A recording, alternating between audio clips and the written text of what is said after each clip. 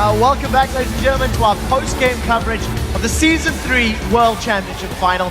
We just saw SKT hoist the Summoners Cup.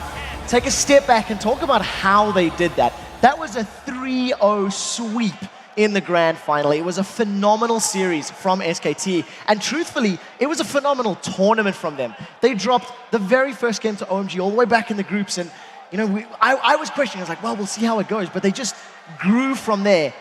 In this Grand Final, Championship Final, Royal tried something new. We've seen some picks and ban strategies from them that I like in theory, but I don't know if I think pulling out new champions with those compositions in the Championship Final against this team is the right way to do it. Before I open this up to the table, I have to highlight Piglet. I have to talk about Piglet because he once again blew my mind.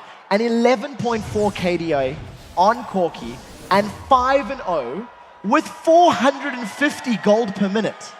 At this level of play, those statistics are phenomenal at this level of play, and you cannot stop to crown his achievements.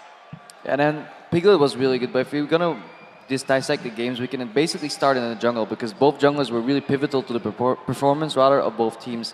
Bengi, again, plays really well. Synergy with Impact, synergy with Faker, mobility-centered jungling style works really well, and he plans ahead. Bengi knows what he's doing in his next 2 minutes. That guy has everything prepared. Never, ever will you see Bengi walk somewhere and be like, ah, no, that's not good, Daddy. Let's turn it around. Well, lucky sometimes. All credit to him. He's in the finals as well. Good player, but not quite Bengi level because he was walking down river quite a few times, turned around, changed his mind. He was more of a band-aid jungle, trying to help out where he can. And he did look especially indecisive in that last game as well, especially with his ganks on mid. You could really tell that the synergy just wasn't quite up at the same level of SK Telecom. Yeah, you definitely have to shout out Bengi. He was a huge part to why they won the games. And I think that's also a huge part why Royal was banning Vi all 3 games, because in the scrims, they've been so scared of Bengi using that Vi and just coming to dominate the mid lane that they didn't want to let it through. Unfortunately, that meant they didn't have an answer for the Jax in the top lane, which got out of hand quick. But that wasn't even needed. I mean, if you see these Jarvan ganks coming, exactly, synchronizing any lane that's behind, hell, even Faker behind early in CS, doesn't matter. Bengi comes in, sweeps the lane, comes back again, focuses targets that lose their flash, so he keeps ganking the right targets. Really good jungler, really, really good jungler. Let's move this one on just a little bit, and I know we were discussing, like, as the game was going on, the 2v1 lane setups and basically how the team's trying to. We actually seen 2v2 matchups in the earlier games, but we did see it in that third game. What's your thoughts? The 2v1 in the third game just destroyed Royal. They started Kennen with a Doran's Blade.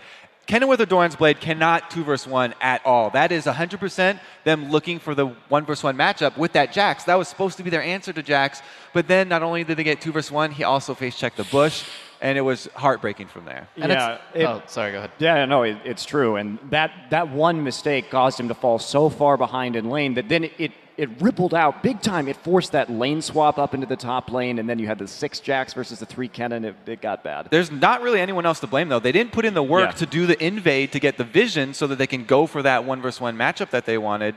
They just assumed it would be top lane for them. And at some point during all 3 games, they 2v2'd against each other, and there's a reason why Piglet consistently beat Uzi. So all credit to Royal. They picked Vayne twice and Caitlyn once in the series, which is very uncharacteristic. Like, that's something that you would see in Korea all the time, Caitlyn and Vayne every game. And those are matchups that Piglet's really comfortable with. And not only that, but Tabe playing Sona all 3 games is really predictable, and I feel like everyone's used to playing against Sona. That's not a strong lane to a lot of people. And then you saw multiple roams from Bengi and Faker, always 4v2 diving bottom lane, and that really is just what put them ahead of the enemy team. Although, if we would have had those 2v2 matchups in game 1 and 3, this could have turned out entirely different. Because Royal did a good job at trying to get to the matchups, but they didn't have enough vision. And a lot of these times, I think 2v2 would have been the better option for Royal. Especially last game, you saw once they actually swapped back, they were equal on levels, but they were doing a lot better job dealing with the enemy bot lane compared to how they were handling their 2v1s. Yeah, one thing that really stands out for me from SKT's side as well is the fact that they almost took elements of OMG's playstyle, the tower dives, the super early roams. In game 1, they had a 4v2 at, I think, like 8 minutes. Game 2, they did like a 3v1 mid lane on that Castle, like super early on. It was something that I loved seeing SKT do, because in my mind, that's what OMG were going to do in this final. And at the same time, OMG took something from Fnatic, using the teleport Kassadin, which was a good idea in theory, but they fell too far behind early game to actually show how it would actually work. But in theory, it's good. You know Fake is going to play Zed. He knows he's going to go roaming. What do? You play a good mid laner that can jump around the map and teleport at the same time. Well, for the final point on the analyst desk, it wouldn't be fair to not let Monty get his say in. As the conductor, talk to me a little bit. I know you had some thoughts. Your final closing message here about SKT and just how phenomenal they've played. Yeah, this is just, what a remarkable story from SK Telecom. When Doe and I were casting them in Champions, and they first showed up in spring with 3 players, and these are the players that we've been dropping the names of the most. Faker, Bengi, Piglet.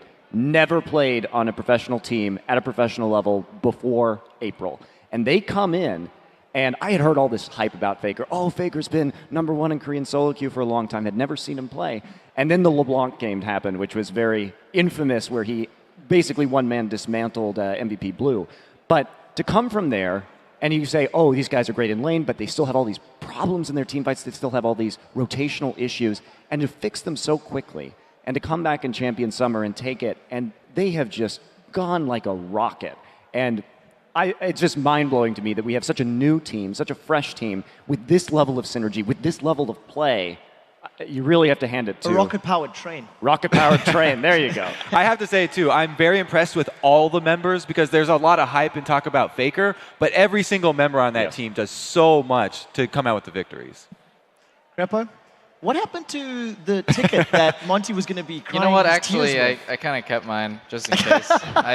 Is this still redeemable? Can I still redeem this? No, but I got plenty more for you. I got one more. Let me get one.